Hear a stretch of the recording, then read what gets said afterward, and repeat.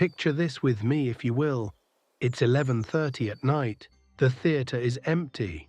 The audience has gone home, but in a small dressing room backstage, there's a man still wearing the crown of King Lear. The makeup is smudged, the costume is half removed, and he's standing there looking at his phone, trying to decide which toothpaste to order for delivery.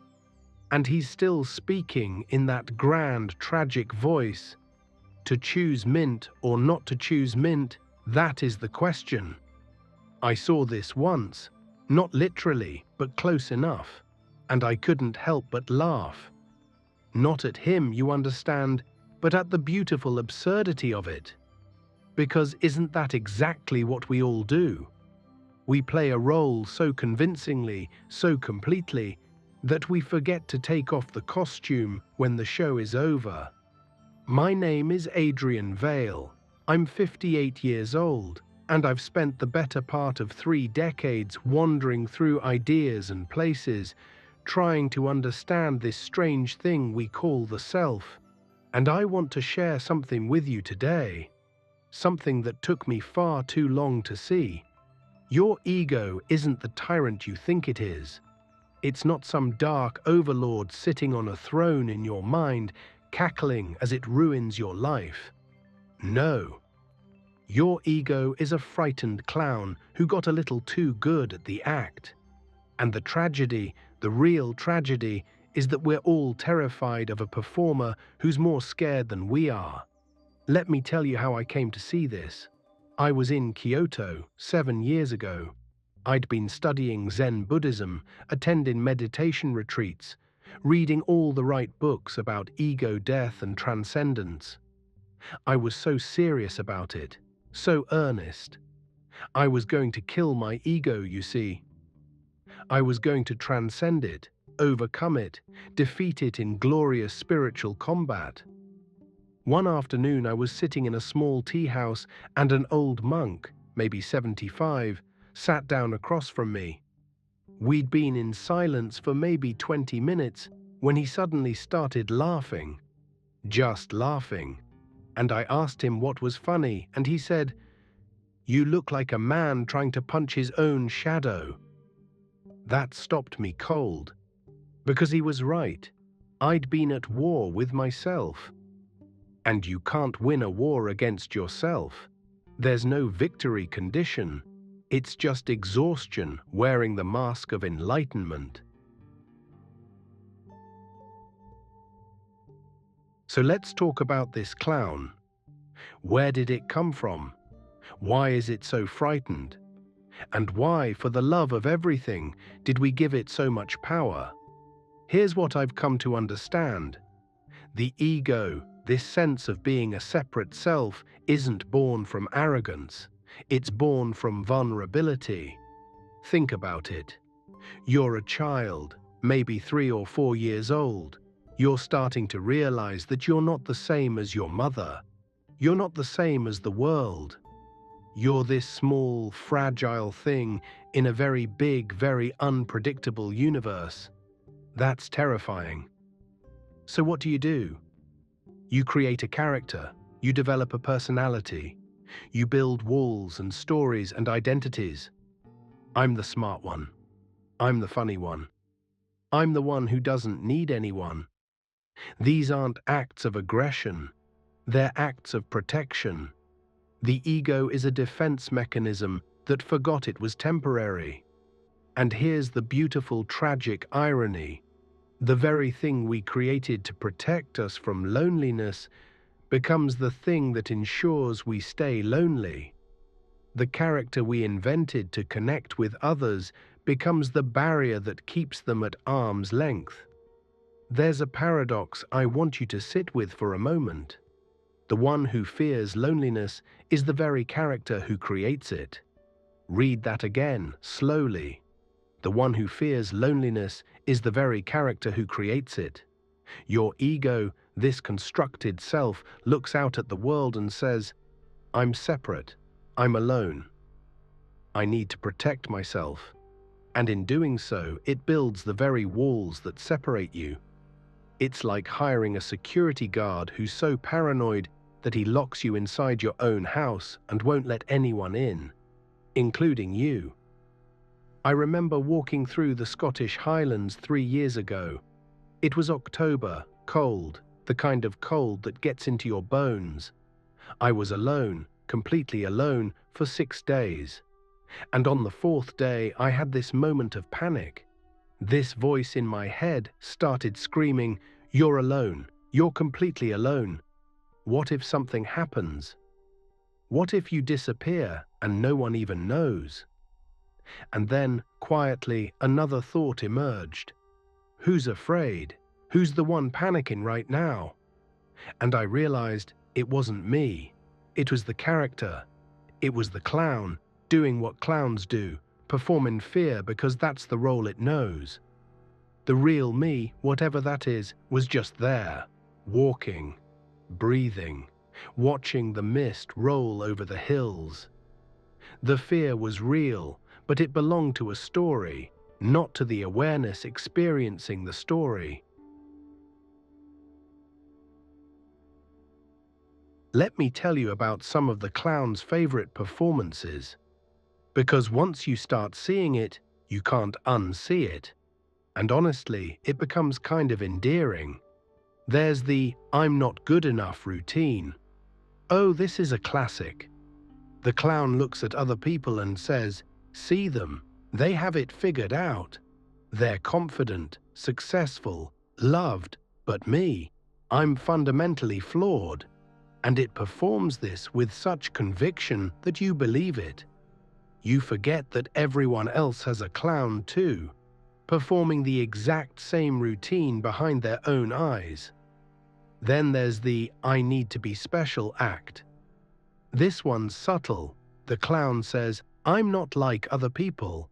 I'm unique. I'm different." And sometimes this looks like arrogance, but usually it's just another form of fear. Because if you're special, if you're different, maybe you won't be abandoned. Maybe you'll be remembered. Maybe you'll matter. And my personal favorite, the one I know intimately, I'm the observer. This is the spiritual ego's masterpiece. The clown puts on a meditation robe and says, "I'm not like those other egos. I'm aware, I'm conscious, I'm the one who watches." And it feels so sophisticated, so evolved. But it's still the clown. It's just wearing different makeup. You know what? I'm going to be honest with you. I still do this. Just last week, I was at a dinner party and someone was talking about their problems, really vulnerable stuff. And there was this part of me that was thinking, I'm beyond these kinds of problems. I've done the work. And then I caught myself and I had to laugh. There he was, my clown, still performing, still trying to be special, just in a more enlightened way.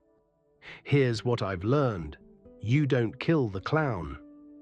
You can't. It's part of the human experience, but you can change your relationship with it. You can stop taking it so seriously. You can stop believing that the performance is the performer. Think about it this way. When you watch a movie, you know it's a movie. You know the actors are acting, but you still get absorbed in the story. You still feel emotions. You still care what happens. The magic isn't destroyed by knowing it's not real. If anything, it's enhanced. Your ego is the same way. It's a story. It's a performance, and you can enjoy the performance without believing you are the performance. You can watch the clown without thinking you are the clown. Now, I want to shift gears here. I want to talk to you not as a teacher, not as someone who has it all figured out, but as a fellow traveler. Because here's the secret, the thing I wish someone had told me 30 years ago. I still have conversations with my clown. I do, almost daily, and I'm not ashamed of it anymore. In fact, I've grown quite fond of the little fellow. There's this thing I do now. When I notice the ego performing, when I catch myself in some story about who I am or who I should be, I don't fight it. I don't try to transcend it or overcome it. I just acknowledge it. Sometimes I literally say out loud, "Oh, there you are again." And you know what happens? The clown relaxes. Because the clown isn't trying to be a tyrant. It's trying to keep you safe. It's doing the job it was hired to do. And when you stop treating it like an enemy, when you stop going to war with it, it stops needing to fight so hard. I was in a cafe in Prague last year, writing in my journal, and I overheard two people at the next table.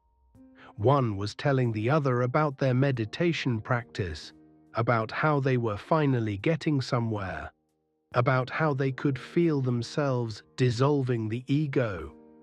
And the other person was nodding along, clearly impressed, and I wanted to lean over and say, "Who's the one getting somewhere? Who's the one dissolving the ego? Isn't that the ego too?" But I didn't, because I remembered being that person. I remembered how seriously I took it all, and I felt such compassion for them. For me. For all of us, trying so hard to escape something that doesn't need escaping. Here's what I think now. The goal isn't to destroy the ego. The goal is to see it clearly, to recognize it as a process, not a thing. As a verb, not a noun. You're not an ego. You're egoing. You're doing the thing of creating a sense of self, moment by moment, and you can stop taking that process so personally. When you see the clown clearly, when you really see it, something shifts. The fear loosens.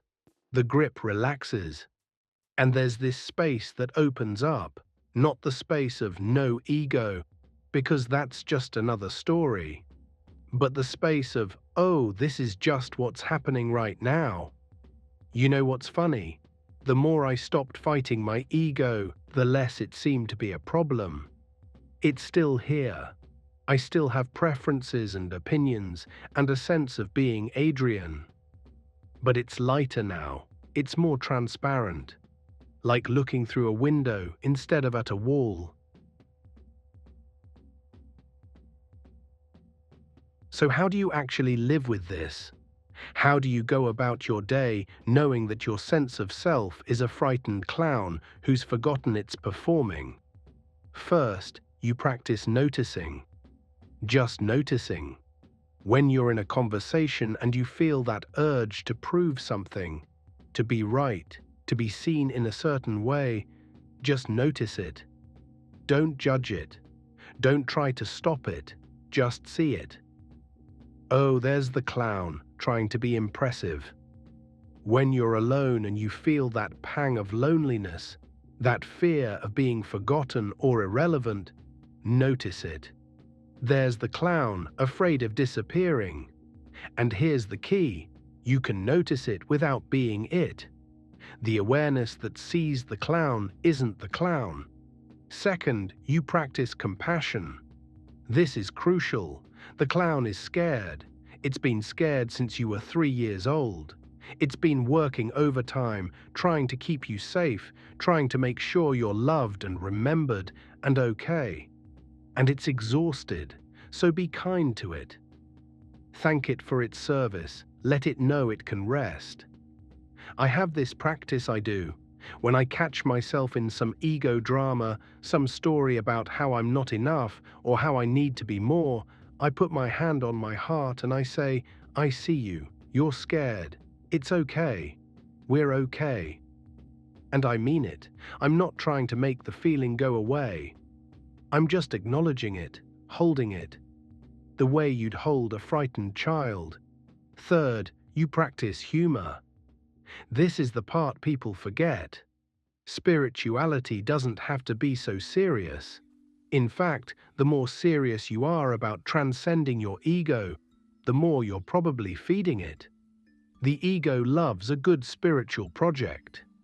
It loves the idea of becoming enlightened, of being the person who's done the work. But humor cuts through all of that.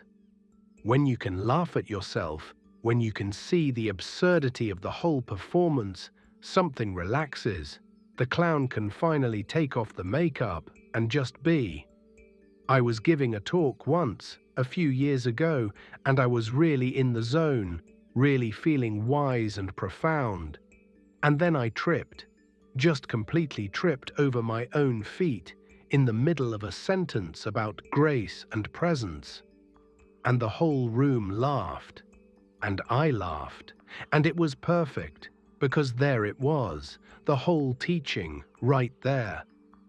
The clown performing wisdom and then falling on its face. And here's the thing, the falling is part of it. The stumbling is part of it. The moments when you forget everything I'm saying and get completely lost in the story of yourself, those are part of it too. You don't have to be perfect at this. The clown doesn't have to be perfect. It just has to be seen. So here's where I'll leave you. Your ego isn't your enemy. It's not a tyrant that needs to be overthrown. It's a frightened clown who got a little too good at the act. And the kindest thing you can do, the most liberating thing, is to see it clearly and love it anyway. You don't have to be at war with yourself. You don't have to transcend or overcome or defeat anything. You just have to look. Really look, and when you do, you might find that the one looking and the one being looked at aren't as separate as they seemed. The clown is still here, it's still performing, but now there's space around it. Now there's laughter. Now there's love, and that, I think, is enough. I'm Adrian Vale. Thank you for walking with me today. Until next time, be gentle with your clown. It's doing the best it can.